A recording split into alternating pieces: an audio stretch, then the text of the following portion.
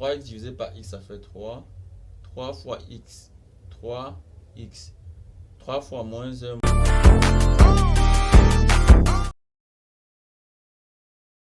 On donne la fonction f de x ainsi définie sur cet ensemble. On demande de trouver les limites au bord du df, de montrer que f de x peut encore s'écrire sous cette forme ici, de calculer f' et d'étudier les variations. Donc, la limite de f de x lorsque x tend vers moins 5, c'est, je remplace partout x par moins 5. Ça fait 3 fois moins 5 moins 2 sur moins 5 moins 1.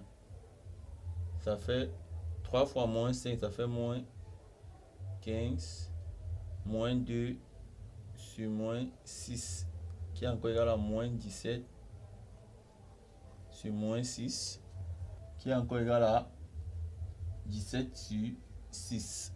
La limite de f de x lorsque x tend vers 4, de même je remplace partout x par 4, ça va faire 3 fois 4 moins 2 sur 4 moins 1, ça fait 4 fois 3, 12 moins 2 sur 3 qui est égal à 10 tiers. On veut trouver la limite de f de x quand x tend vers 1 par valeur inférieure.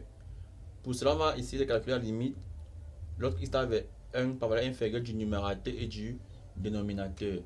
Je vais donc écrire ici la limite de 3x moins 2 quand x tend vers 1 par valeur inférieure. Je remplace simplement x par 1. Ça va faire 3 fois 1 moins 2 qui est égal à 1. Également, la limite du dénominateur de x moins 1 quand x tend vers 1 par valeur inférieure est égal à 0 moins. On a donc le numérateur qui tend vers 1 qui est positif, le dénominateur qui tend vers 0 moins. On aura donc, on a 1 sur 0 moins, ça va faire moins l'infini. Donc on a ces deux résultats-ci. Alors, on conclut que la limite de f de x quand x tend vers 1 par valeur inférieure, c'est moins l'infini. De même, on va trouver la limite de f de x quand x tend vers 1 par valeur supérieure. Je trouve dans la limite du numérateur la limite de 3x moins 2 lorsque x tend vers 1 par valeur supérieure.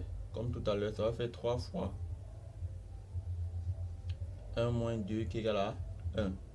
La limite du dénominateur x moins 1 quand x tend vers 1 par valeur supérieure, c'est 0 plus. Donc, on a fait deux résultats.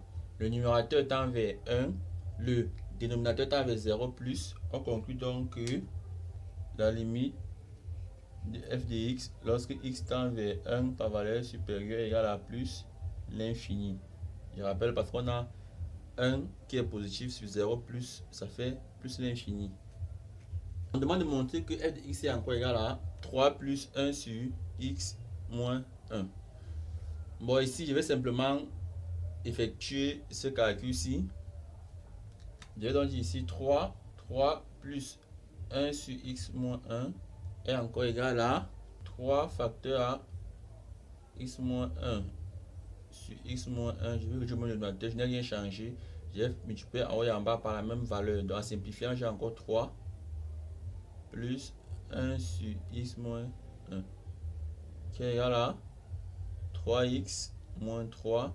Je développe ici sur x moins 1 plus 1 sur x moins 1. J'ai ici deux fractions qui ont le même dénominateur. Donc on va simplement additionner les numérateurs. Par exemple, il faut le numérateur 3x moins 3 plus 1 sur x moins 1 qui n'est autre que 3x moins 2 sur x moins 1 qui est égal à f de x. Donc je viens de montrer que f de x est encore égal à 3 plus 1 sur x moins 1. Bon les amis, j'aurais aussi pu le démontrer en utilisant la division euclidienne. C'est-à-dire je divise 3x moins 2 par x moins 1. Donc 3x divisé par x, ça fait 3. 3 fois x, 3x. 3 fois moins 1, moins 3. Je soustrais. 3x moins 3x, ça fait 0. Moins 2, moins 3. C'est-à-dire moins 2, moins 3. Ça fait moins 2 plus 3 qui égale à 1. Donc si j'ai moins 2, moins 3 égale à 1.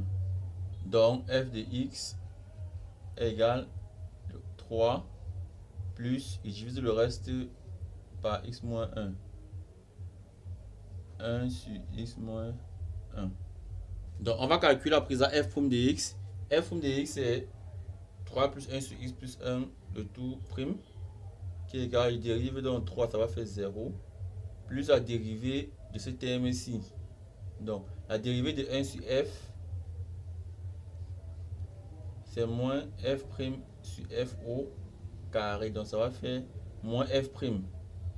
La dérivée de x moins 1, c'est 1, donc moins 1 sur x moins 1 au carré, qui est égal à moins 1 sur x moins 1 au carré. Ça, c'est la dérivée de f. Donc, comme x moins 1 au carré, c'est un carré, les carrés sont toujours positifs. Alors, on aura donc moins 1 sur x moins 1 au carré sera négatif. Donc, f' de x, f' de x est négatif. F' de x est négatif, alors f est décroissante sur moins 5, 1 et 1, 4. Donc on va dresser le tableau de variation. Je trace mon tableau, je mets les valeurs du df. Ici on met 2 barres parce que la fonction n'est pas définie en 1. Donc on a montré que f était négatif, j'ai donc moins, la fonction est décroissante. La limite à moins 5 a donné 17 sur 6. Donc 17 sixième. Et ici, à 1 par valeur inférieure, donné moins l'infini. 1 par valeur supérieure plus l'infini. Et la limite en 4 a donné 10 tiers. Voilà le tableau de variation. C'est tout les amis. À très bientôt. Ciao, bye bye.